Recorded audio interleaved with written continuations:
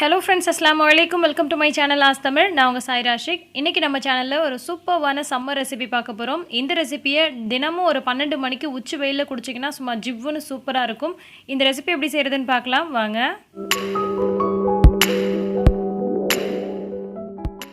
இப்போ நம்ம சூப்பரான ஒரு மசாலா மோர் ரெடி பண்ண போறோம். இதுக்கு தேவையான முக்கியமான பொருள் வந்து தயிர்.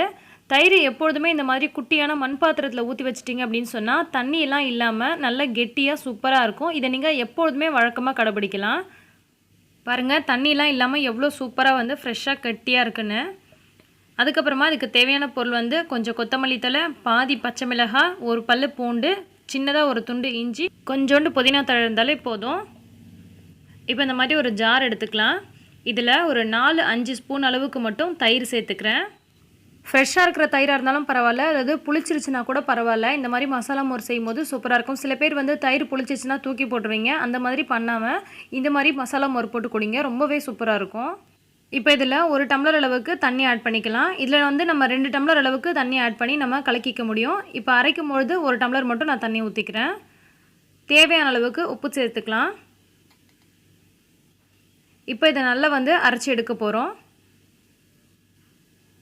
இந்த மாதிரி நல்லா வந்து அரைச்சி எடுத்தாச்சு. ஜஸ்ட் ஒரு 2-3 பல்ஸ் மட்டும் விட்டாலே போதும்.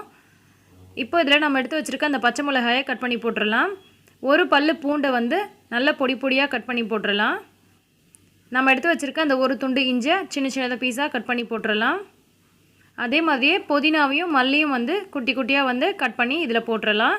இது எல்லாத்தையும் போட்டுட்டு நல்லா வந்து பிளெண்ட் பண்ணக்கூடாதுங்க. ஜஸ்ட்டு 1 பல்ஸ் 2 பல்ஸ் கொடுத்துட்டு அப்படியே எடுத்துடலாம்.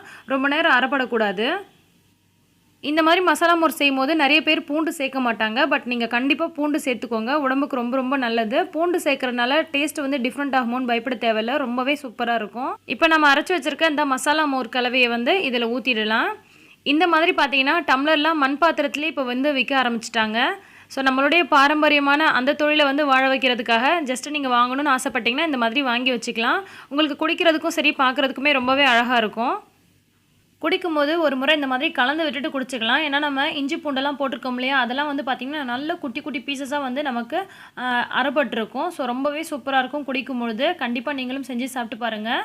இதை நீங்கள் டெய்லியும் வந்து ஒரு 11 மணி அல்லது 12 மணிக்கு குடிச்சிங்கன்னா நல்ல ஒரு வெயில் டைம் அது. அந்த சமயத்தில் நீங்கள் குடிக்கும்பொழுது உங்களுக்கு நல்ல ஒரு ரிஃப்ரெஷிங்காக நல்ல ஒரு புத்துணர்ச்சியாக சூப்பராக இருக்கும். உங்கள் வீட்டு ஆண்கள் குழந்தைகள்லாம் வந்து அந்த சமயத்தில் குடிக்க முடியல அப்படின்னு சொன்னால் அவங்க சாயந்தரம் வரும்போது நீங்கள் இந்த மாதிரி செஞ்சு கொடுங்க. இது வந்து சளியும் பிடிக்காது.